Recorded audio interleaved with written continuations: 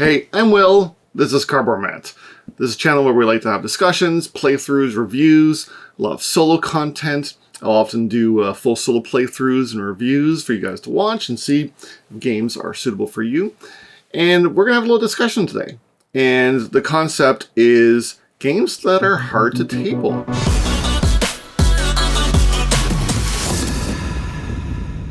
Why are they hard to table? What to do about it? Potentially, and some examples from my own collection. Before I get too far, it is indeed my birthday today, as this video is going live. And I don't know if anyone is going to be up for playing Voidfall with me. I've got, this beautiful collector's edition of Voidfall here, with its dinged up corner from poorly handled shipping. From the Kickstarter, but I am going to be slowly kind of unboxing this, maybe while discussing, and just something to keep my hands busy while we're talking. And maybe after the video, I will finally learn it and play it, probably by myself, because I don't think anyone wants to play with me. But at least not today, anyways, because it's. Let's just get into it. Let's get into it. So, why are board games hard to table? Right? There are numerous reasons. And yeah, some answers are not ideal, right? Like, most of these could be solved with saying either get new friends, or just like find more time or play solo. But maybe you like your friends, right? Like, I love my friends. I love playing with them. I've been playing with them for years now, and they're a great bunch of guys, and we get together regularly, and I wouldn't trade them for any board game. But they don't all like every board game that I like, maybe I just have to find games that fit the group. But also not every game has solo. So these things those are not always the right answers, even though they're the go-to answers. So let's dive a little deeper here. I am going to go over several categories of why board games might be hard to table. Just something to think about when you're selecting games and looking at games on your shelf. What you might be able to do about it, and some examples from my own life, my own collection, that will kind of drive this point home. So first, let's get into the length of the game. We're busy. We're adults. Some of us have families. Some don't. We have jobs. We have to sleep sometimes and eat sometimes. And some games are long. They're long. Like, my example here is Sleeping Gods. Sleeping Gods takes 10, 12 hours to play through one sitting. And there is a save feature, but it's not great. It works, but it's not like, it's better just to get it all the way through. And then, but if you do save and come back, then people forget where you were and what you were doing, and it's just not the same. So some games are just too long. Campaigns are often too long. Campaigns could be part of the solution, right? If you find something that each scenario, each set piece is short enough that you can get it done, and it's easy enough to get back into or to save, so that you can then move on to it for multiple nights. But then you have the trouble of commitments and not having people to play it. So maybe maybe shorter games are better, one-offs instead of that massive dungeon crawl up on your shelf. Maybe something that's a one-night dungeon crawl, like a Massive Darkness, would work. Or maybe scheduling a special day, like playing a board game on your birthday, where people are a little extra willing to spend a little longer playing a game that you love. All right, next we'll look at how heavy a game is. I'm not talking about complexity here. That's later. I'm talking about how physically heavy the game is. If you're taking a game to board game night, like Voidfall here, this. Like, I don't want to get a hernia picking it up, but it'll fit in my board game bag, but that's a lot. I don't want to carry this around everywhere. And I've got even bigger games. Like, I've got the Anachrony big coffin box You know, the one I can fit a small child into it and ship them across the world. Like it's too big. You know, and maybe just carrying games to board game night is just an issue. Where are you gonna put it? Where are you gonna travel with it? Maybe you have to take a bus. You're not gonna carry that giant box in a bus. That's not cool. So Anachrony is my example there. Luckily, games are getting smaller. You can get a lot of really meaty games in a small package or a small box, which you know, it could be ideal. We've got some games from Devir, for example, coming out that pack a lot of punch in a small box, like White Castle. You've got, you know, great big campaign games that are very economically spaced, like Fate Forge, Chronicles of Khan. Fits in a decent sized box and there's a ton of content in it. You know, that could be a great example. All right, now table space. You know, as a content creator, you know, I have this flat top here. This is essentially just an IKEA, you know, slab with some legs on it and a piece of fabric that my wife thought would work well as a tabletop. And it's a good size for you know, almost every solo game I play, but some games do just take up too much space, or they don't fit in my overhead camera and I can't capture the whole game in one camera. That's partially why I do mostly solo playthroughs, or if I do a multiplayer games, they're on smaller boards, because I can't fit a camera around a big 4-player game of Voidfall or Anachrony or something like that, and fit it all in one camera. I might be able to move to like the kitchen table and have more space there, so that could be an option. There is do something like move to a larger table. You could set up a small side table, something to set things down on, especially stuff like lids and boxes that you don't necessarily need it right away. Components that are not necessarily part of the game, or maybe a side table with cards. If there's a market, especially a larger one, you could have things that lift up those cards so that they're a little more visible on the side of the table and take up a little bit less space. You know, so there's some ways to save table space like that. And also just what's necessary. You know, not every component is always necessary for the game. You know, that big fancy tray that keeps things nice and organized might be better just pooling resources in front of you and something like that. You can definitely save some table space that way in a lot of games. All right. Oh yeah, my example for table space here is Unconscious Mind. Conscious Mind has there's like 6 different card markets or something like that. Like some of them are only a few cards wide. But there is, like, once there's a few different dream types and a couple different, what's called, patient types. And then especially if you start adding in the nightmare stuff and the sideboards and the pet boards, and the space gets bigger and bigger and bigger and bigger and bigger.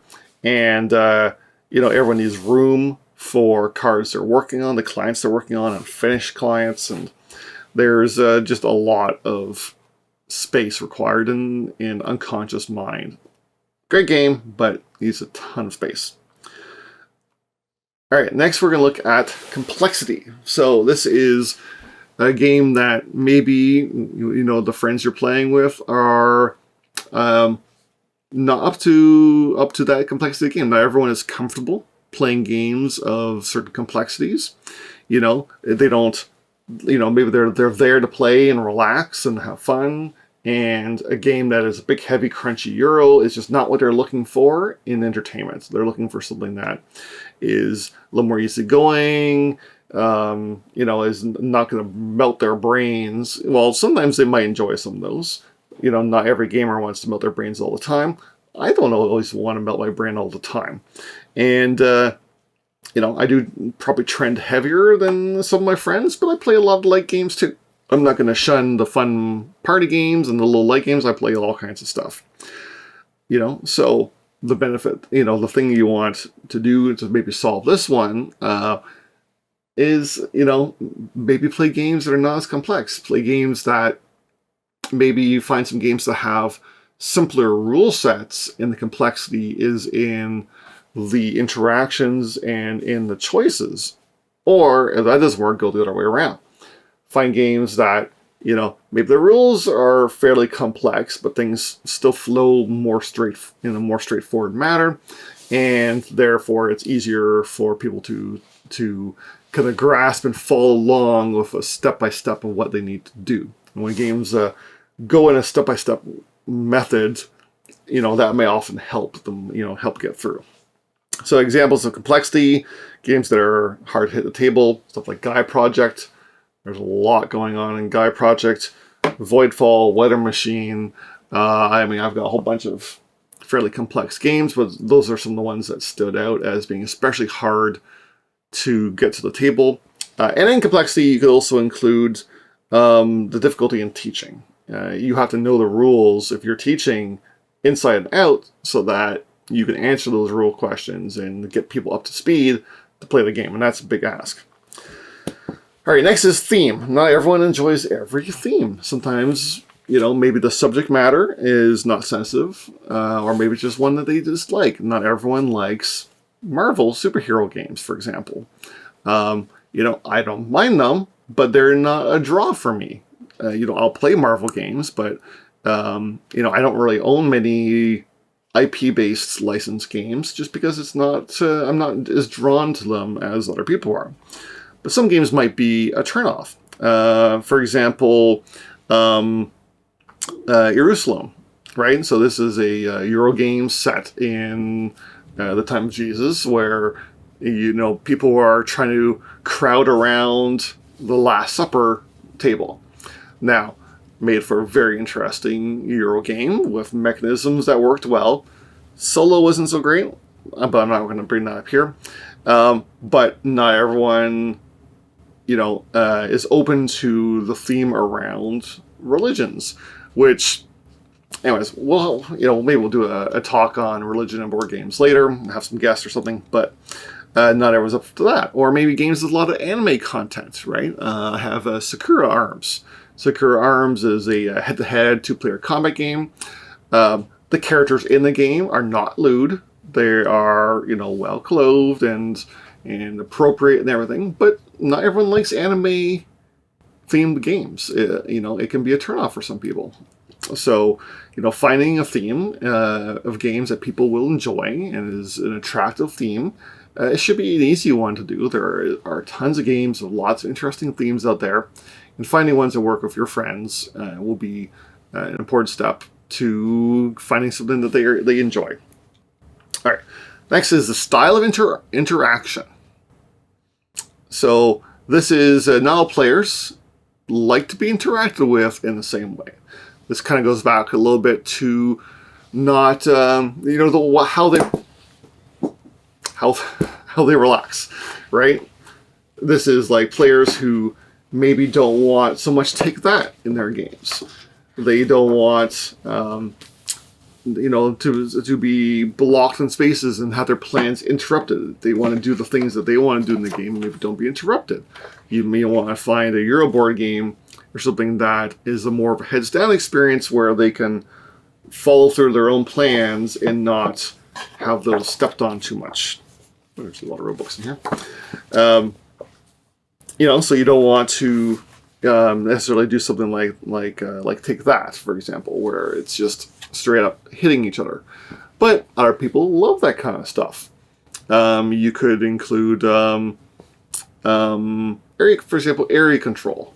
Some mechanisms are very tied closely to fighting each other off of things, and not everyone likes that style of player interaction. An example here is Survive. Survive is a classic game from the 80s, I think.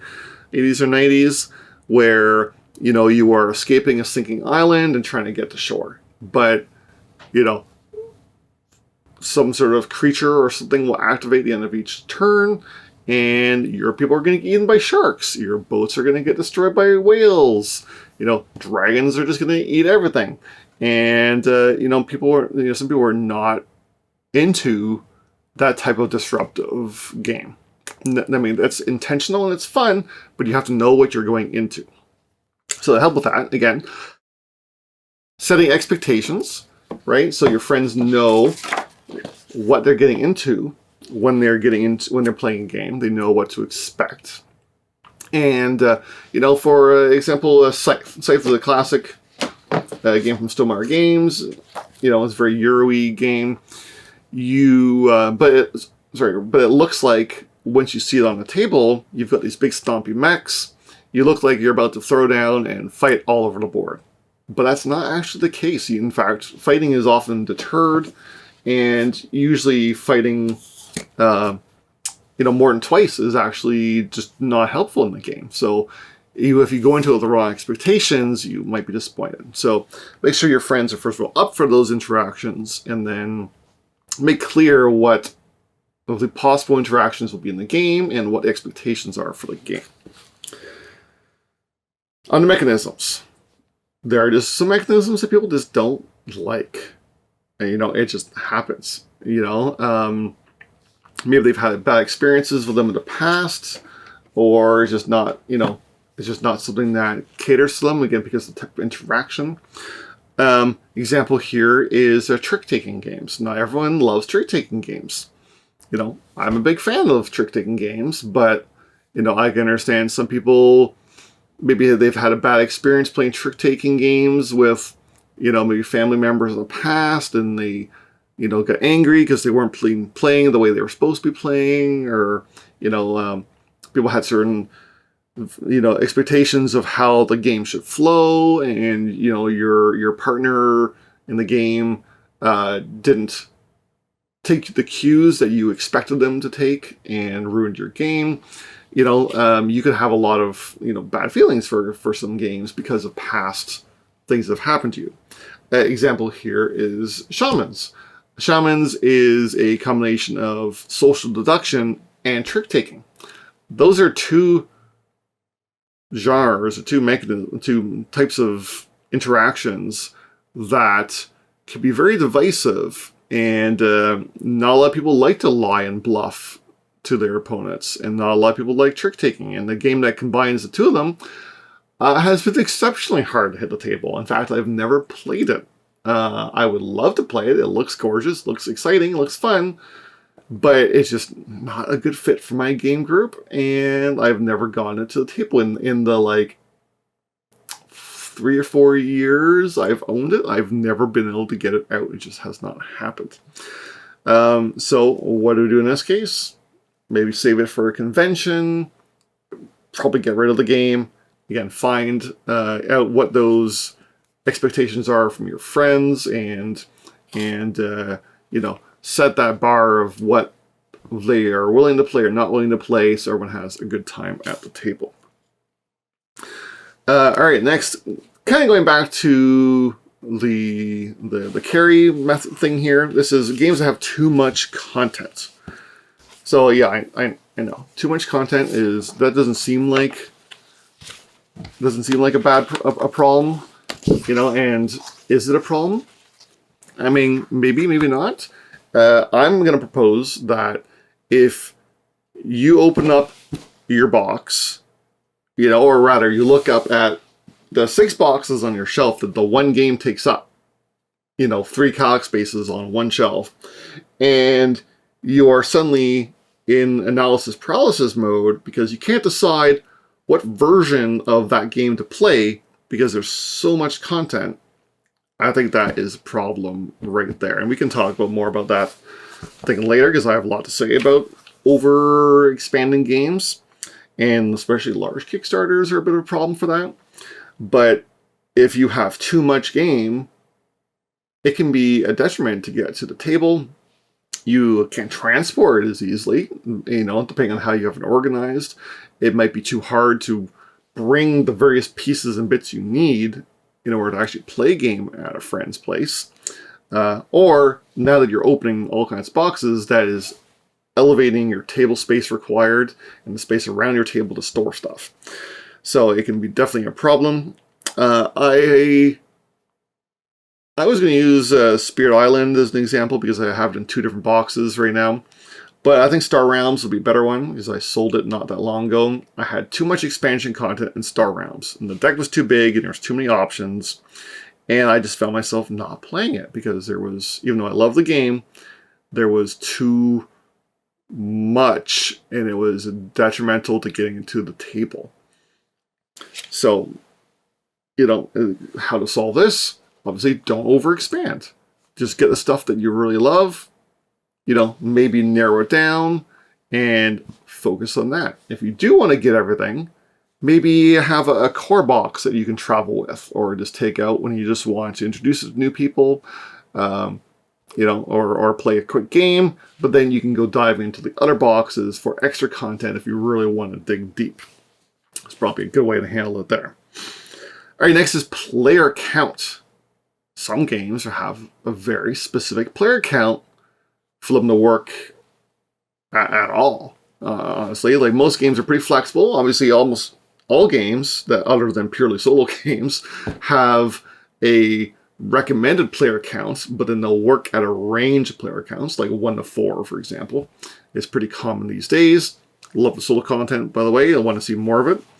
But, if you're by yourself and the game doesn't have solo, like Galileo Project over here. Galileo Project, fantastic game with building out your robots and visiting planets and getting upgrades and stuff. Great game, but there's no solo. So I can only play it when I am with friends. That limits how many times I getting to the table. Or, even better, the games that have fixed player counts because of the balance of the game. An example here is Fury of Dracula. Fear of Dracula is a fantastic game. Great hidden movement game where it's, Dracula against 4 hunters. So much fun. I've had so many great experiences with it, but it needs ideally exactly 5 players. 1 for Dracula and 4 for the hunters. As soon as you have any number other than that, everything gets weird because now you have, at 4 players, you have 1 person controlling 2 hunters, but the other 2 people each controlling 1. So it's kind of not as fun. And then do you split it? Do you do 3 players and do 2 and 2? But then you get awkward into whose turn is it when. And it's best and pretty much is only played at 5. And that makes it really hard to get to the table. I'm not always... 5 players is my least frequent player group size, personally. So it's hard to get out there. So what do you do in this case? Well, find games that have a more flexible player count, or find, maybe add some more players to your group or occasional players that so that you can get some of those games played. Great space with my group of friends now because we're there's 5 of us, but because of varying work flexibility, we will ideally always have all 5 of us there playing, but it's not always possible. So it just happens to work out that probably our average number is 3, and then 4, and then 2, and then 5, or something like that. So we can still get those big games to the table, but for most games, 3 will do fine, and everywhere in between. So it's a good flexibility. All right. And lastly, I'm going to bring out missing parts.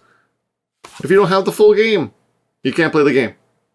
I mean, obviously, if you've lost parts because of rough play or whatever, you can contact the developer. Maybe they'll be nice and replace it for you. It's kind of your fault for wrecking your own game. If a game arrives and it's missing content or a piece is missing, that's a problem. You can't play the game. Thankfully, most publishers will have some sort of a program for replacing missing parts. Not all of them, though, right? Games by anything published or distributed by Asmodee will not have parts replaced. The only thing you can do is take it to the store if you just bought it and return it. So, get those games home from Asmodee and open them up and see if they have everything inside, because you're going to have to return it if you still can, if it's missing pieces. And my funny example for this one is the new Dune War for Arrakis. I backed a reprint on GameFound.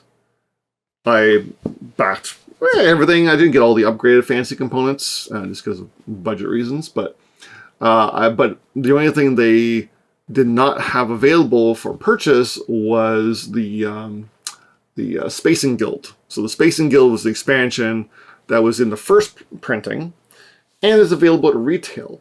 However, CMON decided not to include that as an option in their game fan, which is really weird because you can buy everything except for that. So I ran out and bought that expansion at retail, but I don't have the base game yet. It's not here yet. So I have an expansion sitting up on my shelf up here for a game that I don't yet have in front of me, and I can't play it.